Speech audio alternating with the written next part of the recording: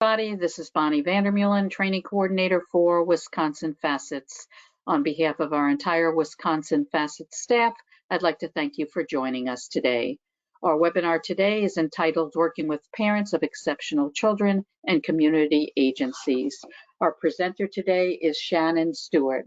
Shannon is a special education professor at the University of Wisconsin-Whitewater. She coordinates the department's graduate program and the Autism Spectrum Disorder Certificate Program. Her research interests include supporting educators and families who have children who receive special education services. Shannon is a member of the Wisconsin Facets Executive Board. It gives me great pleasure today to introduce to you Shannon Stewart. Shannon? Hi Bonnie. Hi y'all. I hope y'all are able to get outside and enjoy some of this amazing weather during your lunch break. Like Bonnie said, I'm Shannon Stewart and been with UW-Whitewater since 1999 as a professor. And I've got a teaching educator training perspective that way. And before then, I was a classroom teacher, working with students with disabilities, with students with IEPs.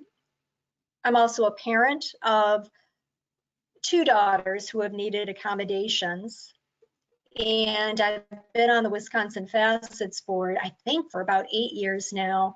And before then, I've served on a number of different community agency boards. So things I'm talking about today, I really hope to take a wraparound kind of perspective from all of these areas. And I'll pause about 3 times, like every 15 minutes, put questions in the chat, then Bonnie can stop and say, Shannon, there's some questions, and I've got time, at the end too. But before I start, I want to throw a shout out about our Endless Possibilities Conference, the first Friday of August. And you've got a handout about that, and we have free scholarships for parents through Facets. Cost for the conference is only $30. Our keynote speaker is Lola Dada Ali. If you have not seen her Not Your Mama's Autism podcast, I encourage you to listen to it. It's fantastic and she's phenomenal. And we're really going to focus the conference this year on family engagement, honoring cultural diversity, doing what we can to make sure those supports are in place. I've also got a handout for you listing some of the community agencies that I use and that I'm going to focus on in this presentation too.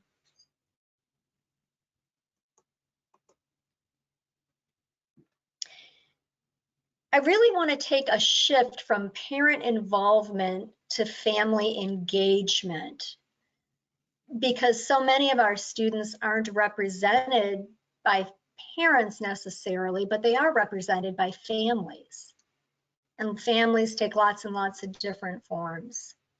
I want to have a focus on building trust, and I want to focus on connecting Wisconsin-based tools and supports, because that's what I know. So when I'm talking about family engagement, I guess I think about these 3 main areas. I'm kind of thinking about systematic inclusion of families. By that I mean, how do we thoughtfully include families in activities and programs that make sense to a particular district? The activities and programs that make sense in New Glarus won't make sense in Rhineland, or they won't make sense in Beloit. And also thinking about how we do ongoing evaluation of the activities and our programs and our systems. How do we check ourselves to know that we're actually trying to meaningfully involve families? It's not a box that we're checking off. It's truly having a collaborative partnership. This matters a great deal because 10% of our student population in the United States are eligible for IEPs. And 100% of students with IEPs are general ed students. Special education is not a placement. Special education is a service. And the majority of students with IEPs receive, or 504 plans, receive most of their education in a general education classroom. And as family members, as teachers, as community service providers, we're expected to understand a lot of terminology and issues related to special education. And these terms and issues change all the time. Making sure that each student receives the IEP that they deserve or the 504 plan that they deserve is not just important, it's can be difficult. Case in point, here I am, a teacher trainer / professor in the special education department. My youngest daughter had migraines from 3rd grade until now, and she's 23, and she's got a huge neurology team. But even from 3rd grade, the migraines were such that she would vomit, fall asleep for half a day. By the time she hit 9th grade, she was vomiting and having migraines almost on a daily basis, and she truly needed a 504 plan. We requested one, and I got an email saying, well, we had the 504 meeting and your daughter, we've decided that your daughter doesn't need a 504 plan. I was never invited to the meeting. My 9th grade daughter was never invited to the meeting. If I didn't have the background I have, I don't know that Lou would have ever gotten the accommodations that she needed to make it through high school. I had to email back in and say, no, you never invited me. We didn't show up because you never invited me. And it's just mind-blowing to me how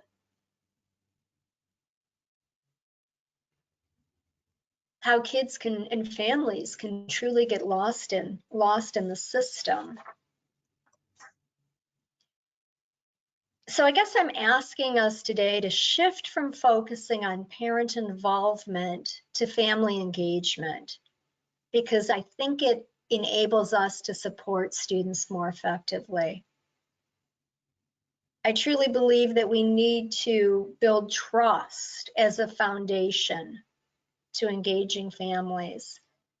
And only after we establish trust can we connect families with Wisconsin-based tools and supports.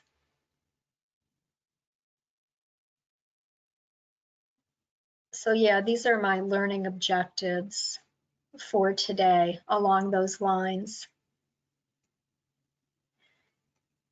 And I might slip into the term children with special needs because I'm just not referring to kids who have IEPs or 504 plans. I'm also talking about English language learners. I'm talking about students with gifts and talents, academic gifts and talents. I'm taking a really broad lens. I'm looking at the intersectionality among disability, socioeconomic status, culture, language, trauma, as well as students who just don't learn in typical ways, which truly is the majority of our students. And I'm looking at, considering the fact, like my daughter Lou, children with health and medical conditions that might impede their success in school. Of course, children with identified disabilities, students with 504 plans, again, children identified with academic gifts and talents. English language learners, children living in poverty. And reminding us that students diagnosed with disabilities must be provided with IEP services under IDEA, students who qualify for IEPs. I'm sorry, not all students with disabilities qualify for an individual education plan. In fact, most students with disabilities would not qualify for an individual IEP plan, the way I'm defining a disability or need.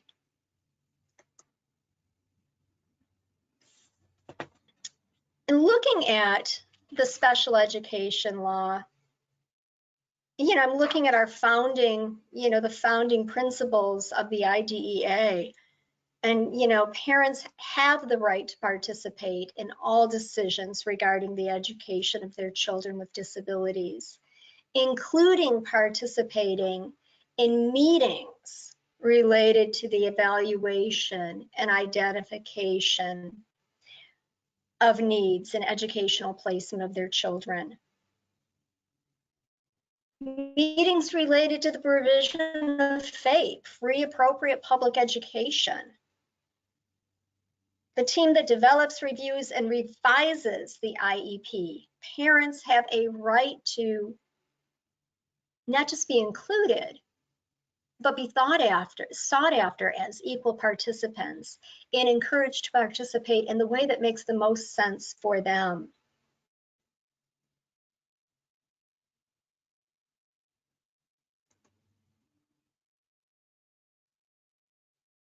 We have to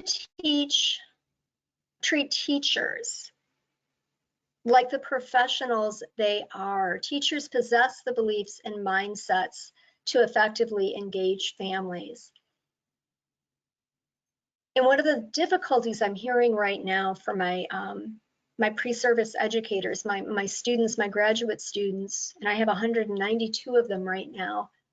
Many of them are teaching under emergency licensure, working toward getting a master's degree as well as a teaching license. The need in special ed is so great right now. But one of the things that I'm hearing that's so difficult for educators right now is this feeling that they aren't competent to engage. And educators, they need to welcome all families into the school community because that helps families feel valued and connected. But teachers and families can have trusting relationships and meaningful two-way conversation. But teachers need to engage families in supporting goals together and monitoring progress and supporting learning. When educators speak up for every child, this helps empower families to also be advocates for children. And we need to believe as educators and family members that sharing power helps families and staff to be equal partners to create policies and practices and programs. Collaborating with the community helps families and staff collaborate.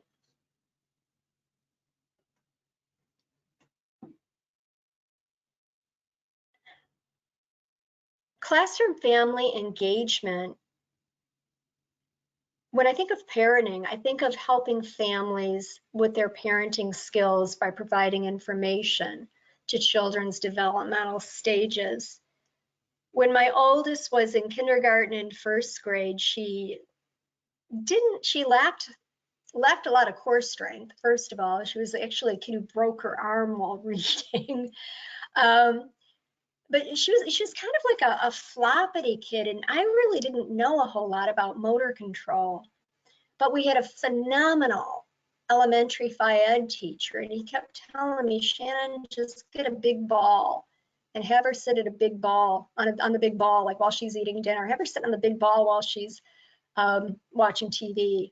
And having people that I could trust or ask questions with was incredibly helpful.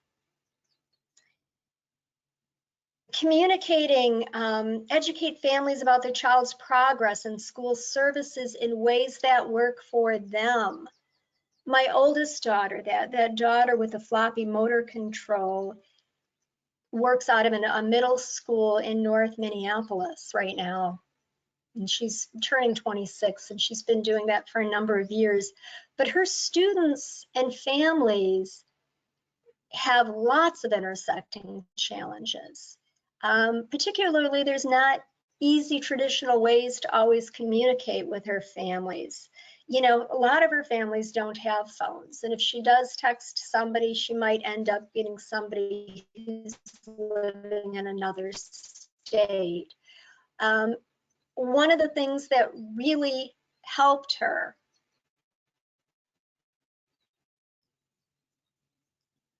was having parent allies who could kind of explain the ins and outs of things to her. Like she was having some challenges with her students on the bus, on different buses going home.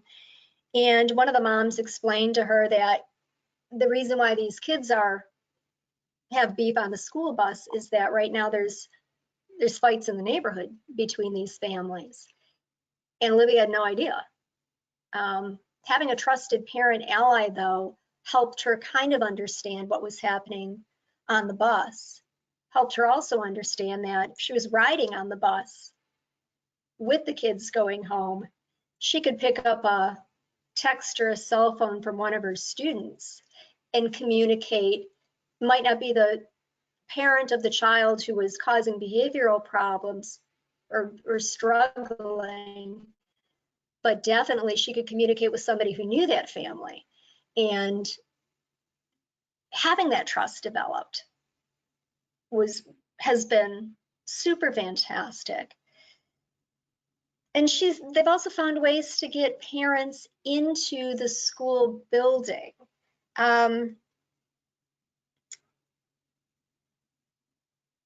I did a year-long placement or study at Gardner Elementary School in Boston. And when I first started at Gardner, we were told we couldn't even park our cars in the lot. We had to take public transportation, and it was a rough area. And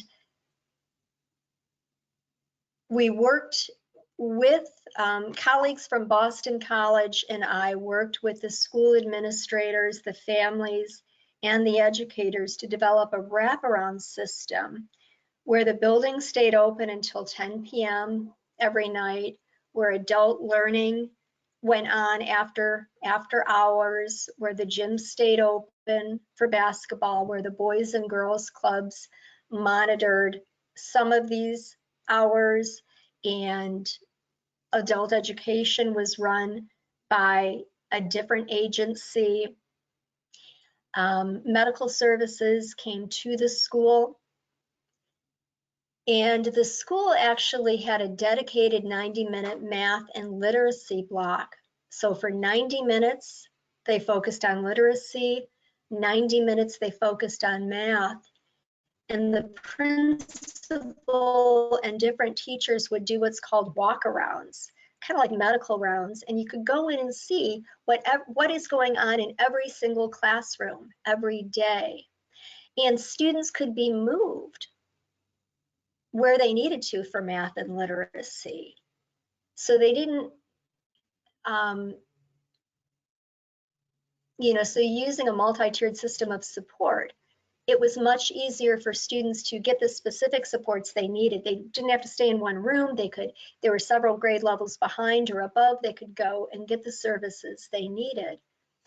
During those 2-hour literacy support, parent volunteerism went way up. Parents were coming in, particularly parents who are using the building after hours for different things, were coming in and volunteering to support students, perhaps not running a literacy group or a math group, but certainly sometimes doing that, but helping other walking students to different areas of the class, different areas of the building. Parents were physically in the building and they hadn't been in there before. And that was huge. Understanding homework. If we do learning at home, if we send work at home, make sure we know what we're doing and why we're doing it. Kids are in school a good long time, and we can't really expect homework time to be a time for guided practice for students. Including families as partners in school organizations, in advisory panels, and communities and committees, and involving community or business groups in education to encourage family participation in the community.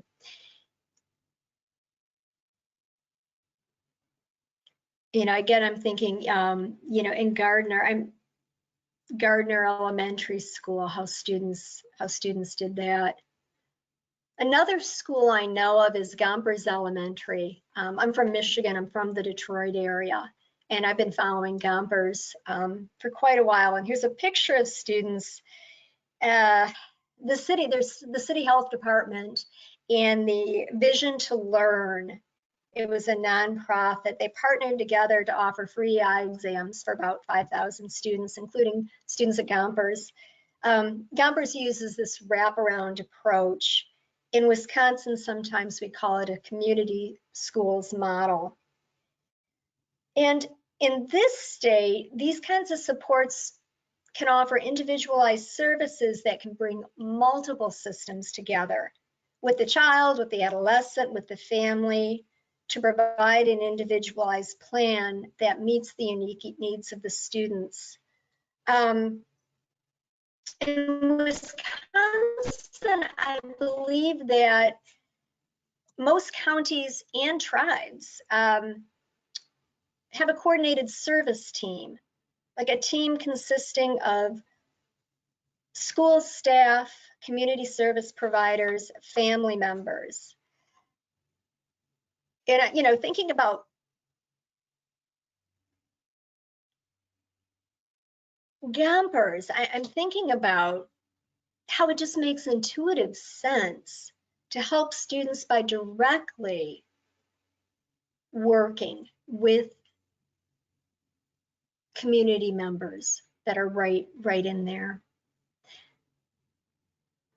And shifting a bit, Bonnie, I think, let me stop for a minute. I'm looking. Do we have questions? Anything in the chat?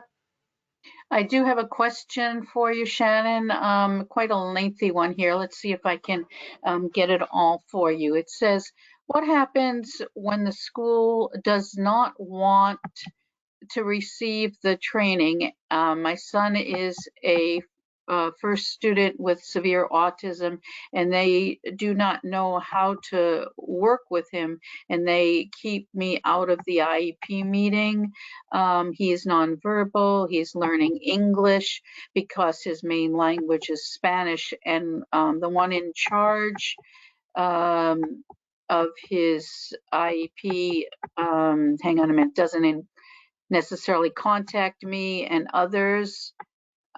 So basically, I think that's pretty much of what this is saying, that he has language issues beside his disability, and that there's some feeling also of discrimination as it relates to the fact that the parent it does not have English as their first language as well.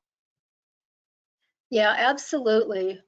I think it sounds to me like it's time to be working with an advocate who can support you as a parent, as a family member. And on the list of agencies I provided is handouts, perhaps getting suggestions from Wisconsin Facets, or getting suggestions perhaps even from Disability Rights Wisconsin. Sometimes just telling a district that you've got an advocate coming to an IEP meeting is enough to have them pay attention and provide the services that are due your child. Are there follow-ups in there, Bonnie? A follow-up? I don't have a follow-up question, but I would like to encourage this parent to, if possible, Shannon, to reach out maybe to you, or if she sends you a note, maybe you can have some closure for her as it relates to that, because it's quite a lengthy question that I think might be personal in nature. Absolutely. I'll have my email at the end of the presentation, and I'd be more than happy to respond directly. Okay, thank you. And then the other comment was, what happens when the school is really adverse to the fact that you want to bring an advocate? How do you let them know that it's okay to have one there? They know it's okay to have one there. You bring one in. They know it's okay to have one in there. You don't ask. Okay, You that's come all to I the have right. meeting, Yep, bring the that's all advocate. sorry, that's all I have right now. Okay. No, those are really excellent, realistic comments and questions. You know, kind of going along with that, shifting our thinking about classroom family engagement, successful culturally responsive practices acknowledge the diversity of cultural backgrounds and languages, including the practices that are most effective with diverse families. So the practices that you're using are practices that feel comfortable with particular families. And you know, traditional methods of family engagement within schools, like for example, parent-teacher conferences, volunteering in classrooms, sending written notes home in backpacks, they're often not as successful at engaging families from non-dominant cultures. So you work with what works for particular families. For some families, that might be a text message. For some families, that might be a call to someone else. But you really need, we're not going to get anywhere as educators unless we're truly looking at what works best for particular families.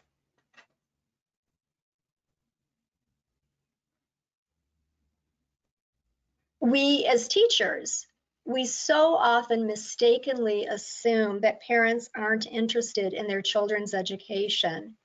And this leads to parents and families feeling unwelcome in our schools.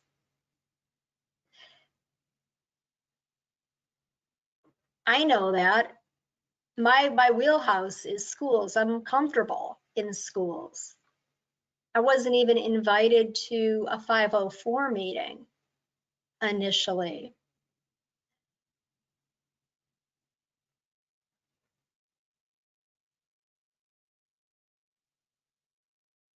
And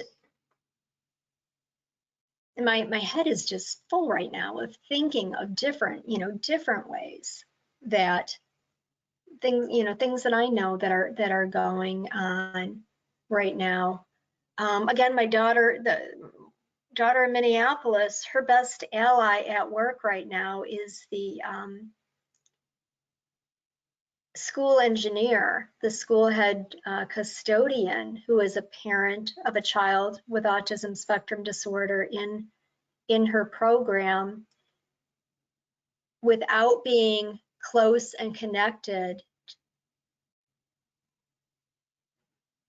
with that mom, I don't think my daughter would be able to know or best understand how to connect with so many families that are also in the program. But again, a lot of this is on schools for creating a comfortable environment, creating a safe environment, because we don't always feel safe. Families don't always feel safe or trusted in schools. So successful culturally responsive practice must acknowledge the diversity of cultural backgrounds and language including engagement practices that are most effective with diverse families. Again, traditional methods of family engagement, they just don't always work. And understanding how people view mental illness is important, view developmental disabilities as important. And families are going to have different perspectives on things like assignments and homework.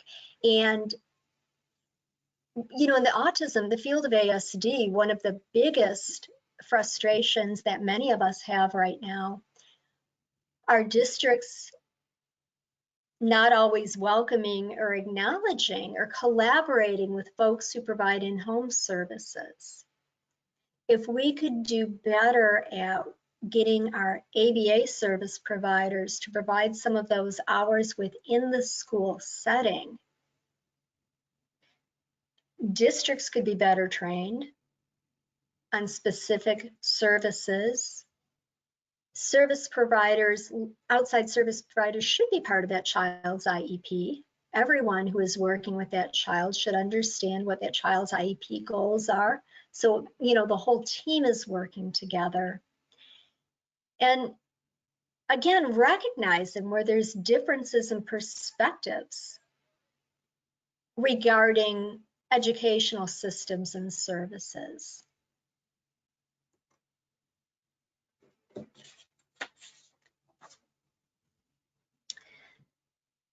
We have to build trust and empathize with families. We have to provide adequate resources. We have to know students' friends and actively model positive behavior. We have to use the cultural insider, like my example of having parents who are allies, who can help you connect with other parents. And you gotta embrace families' individual narratives and beliefs.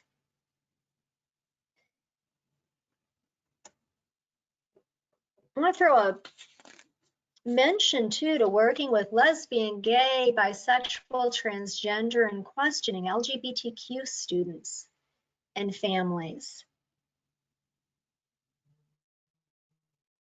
These students typically experience a high rate of harassment at school, as well as higher dropout rates, lower academic achievement than their non-LGBTQ.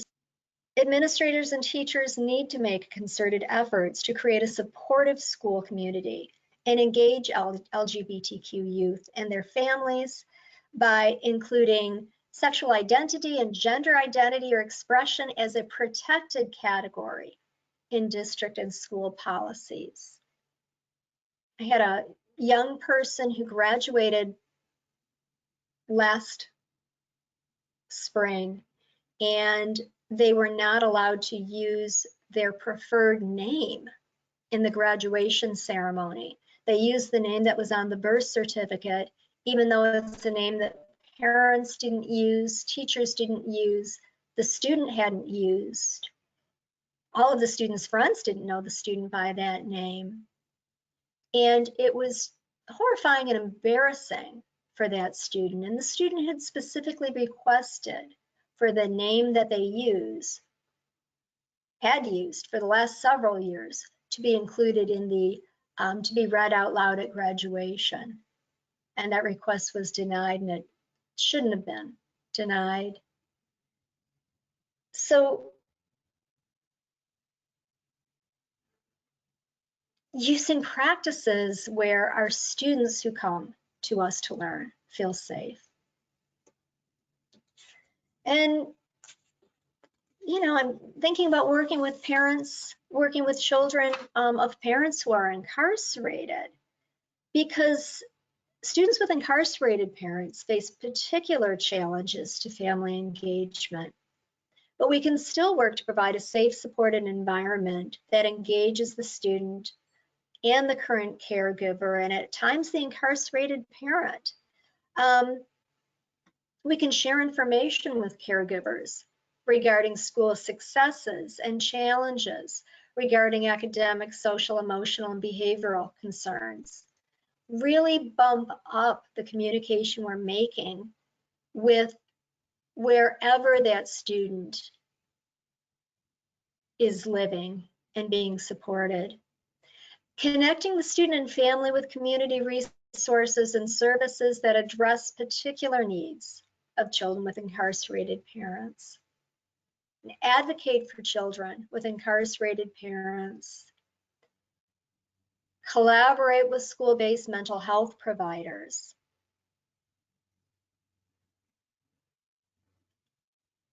Bonnie, do we have questions right now? There are no questions at this time. Okay. So, building trust. We do it through these ways. You know, some families might feel hesitant to visit schools because they don't trust the school system. It's often the result of families not feeling respected by educators, or it's often by past experiences with schools. To begin building respectful and trusting relationships, educators should be available and responsive. And, you know, we can do this through simple acts like sharing contact information, actively, truly listening to parent concerns, returning phone calls and email messages in a timely manner, following through with what we say we're going to do. That helps build trust. Maintain confidentiality. Educators have got to be mindful not to share personal or sensitive material about the family with other teachers, with other people, except on a need-to-know basis. And even then, only with the family's express permission. And we have to recognize that families might have different perspectives. They might be influenced like factors such as background experiences, culture, education levels. Like some people view disability negatively as a condition to fix. Other people adopt a more positive perspective and think of disability as a characteristic of a person and a natural part of life. Parents will have different perspectives on school involvement. Some will want to take on an active role, you know, as an active partner with the schools, whereas others might tend to view educators or schools as experts and may enjoy kind of a more hands-off approach.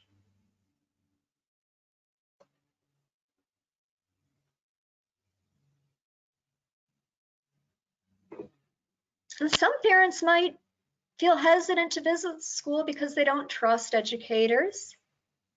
Again, the result of families not feeling respected. So being available and being responsive, recognizing that families have different and differing perspectives. You've got a handout on Wisconsin-based supports. There's a few that I really want to highlight, a few that I think are broadly helpful. Let's see, how do I do that without, I'm not going to pull up the handout. Let me talk about WISPE first, the Wisconsin Statewide Parent Educator Initiative. Their coordinators are parents of children with disabilities. They work for CSAs, they work through a DPI grant, and they help families navigate special education services. The thing I like about WISPE is they are all about partnerships. They do an excellent job helping school districts and families build positive working relationships. They focus on shared decision-making, they focus on student learning. And again, the WISPE coordinators are parents of children with disabilities. To get the contact information for your particular area, the website link is there. It's on the handout as well, because different areas in the state have a different WISP coordinator. Got to talk about Wisconsin Facets. I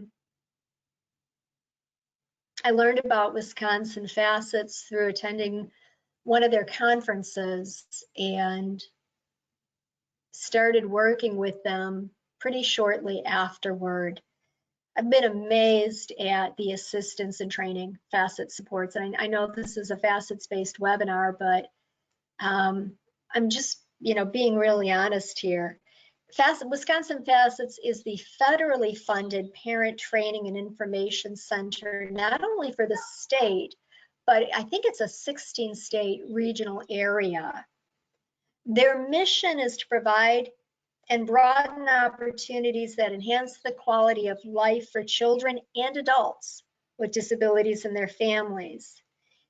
And, the thing that Facets does is they emphasize support for underserved families, and they can give you information about special education and IEPs and referrals to agencies and resources, referrals for parent support groups.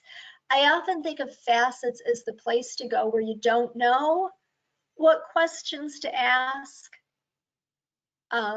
because Facets can actually help you figure out what questions you need to ask, and then help you figure out supports to go from there. And I got to highlight Disability Rights Wisconsin because I've worked with them more times than I've ever wanted or need to. Disability Rights Wisconsin is a private, nonprofit organization designated by the governor. It is part of a national system of federally mandated individual or independent disability agencies. So the thing about Disability Rights Wisconsin is they are independent and they take a truly neutral view. They have staff who can provide legal advocacy when you feel like your rights have been violated. So not just in the school systems, but related to disability in general. Questions right now, Bonnie? We don't have any additional questions at this time, Shannon. Okay. Want to also talk about Wisconsin Family Ties. Wisconsin Family Ties is a statewide not-for-profit organization. It is run by families, for families that include children and adolescents with emotional and behavioral and mental health support needs. So their entire mission is to provide greater understanding, acceptance, and support in the community for families that have mental health needs an issue. I've worked with their parent peer specialists. Parent peer specialists help families to empower families to access services. Wisconsin Family Ties is a great start to go if you just need to connect with a parent who understands the particular challenges relating to mental health supports.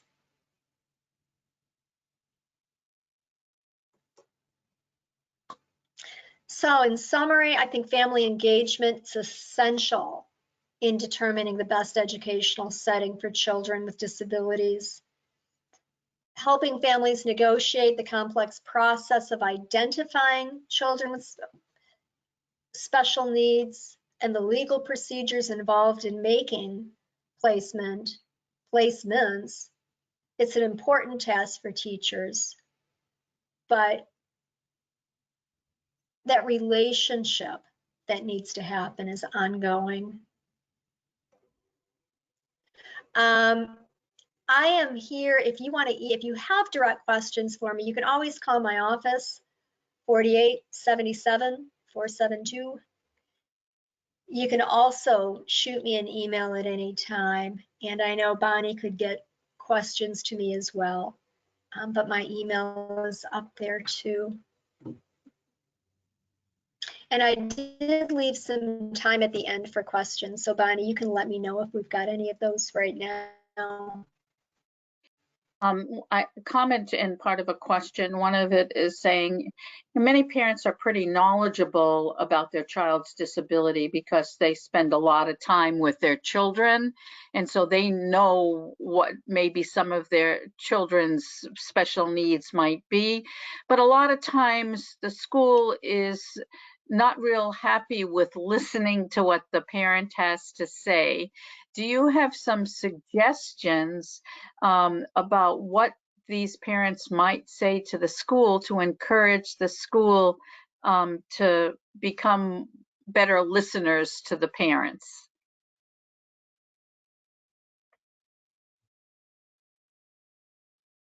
Yeah, being a squeaky wheel is often very good, but you also have to know in your particular district, your particular school, who is that key person you need to work with to get things done, and figure out a best way to establish a rapport with that particular key person.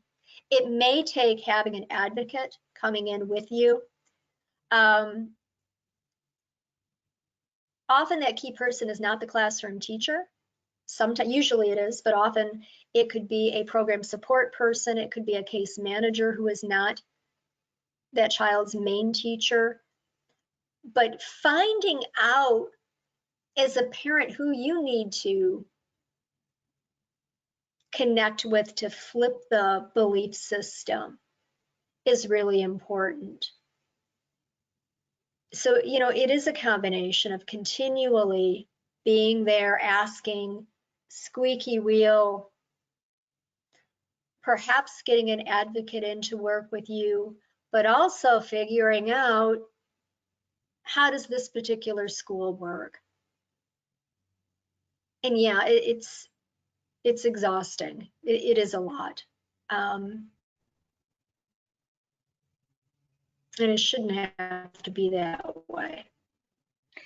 We do have another question about how DVR interfaces in these situations with schools, and how to encourage not only the local DVR person that might be working with that child, and how to get them involved in the IEPs at school.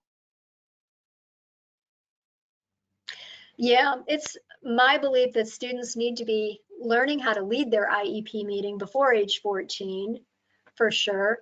When I taught high school, my students didn't all know or understand they even had an IEP. And these were 9th grade students. They didn't know what was on their IEP. Teaching them how to lead an IEP and understanding what these identifiers and goals and objectives are was huge. So working with, you know, is different because I have to say, in my opinion, the DVR and the different DVR reps from different counties work a little bit differently. My interactions with DVR from Rock County differs from my interactions in Dane County, for example. And they shouldn't, but they do. So absolutely, districts should be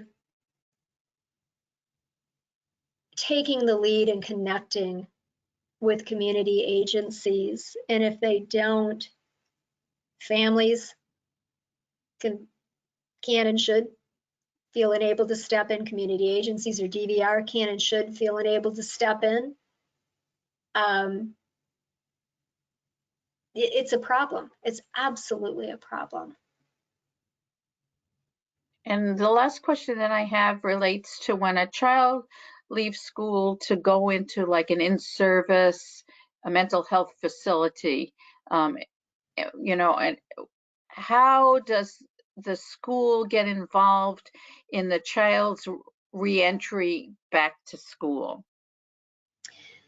Will the school make sure that the student's IEP is still being met, those goals and objectives are still being met in the inpatient treatment? And getting that student transition back to the school building depends on the individual needs of that particular student.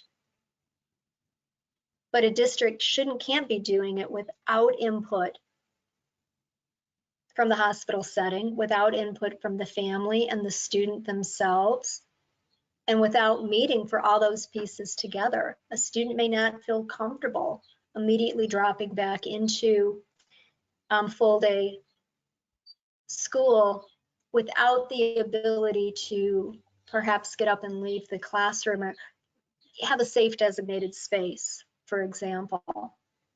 A case manager's office, a school counselor's office, somewhere. All of those moving pieces need to be developed, and they need to be developed collaboratively. And actually, one last question for you is sort of like an opinion question. What is your belief about what's better service, having OT and PT in the schools or keeping it hospital-based? I truly feel that OT and PT can be done in schools, and it's not being used in schools as effectively as it can be. It's not an answer of either or, but OT PT services could certainly be delivered in the school building and effectively. So again, the answer for that, I think, would be based on what is right for that individual child in that individual situation. Delivering OT and PT services as part of an IEP in a location that's away from the curriculum the student is receiving, the academic curriculum, may not make a whole lot of sense. Okay, Shannon, that's all we have right now. Do you have any closing comments you'd like to make? Please feel free to email me if you've got questions. I'm happy to provide links to support agencies as best as I can. Thanks, Bonnie. Enjoy the weather, everyone. Thank you, Shannon. We really appreciate it. I'm sure that those that attended today learned a lot of new information, as I did. And so this will conclude our webinar for today. We'd like to thank everyone for joining us.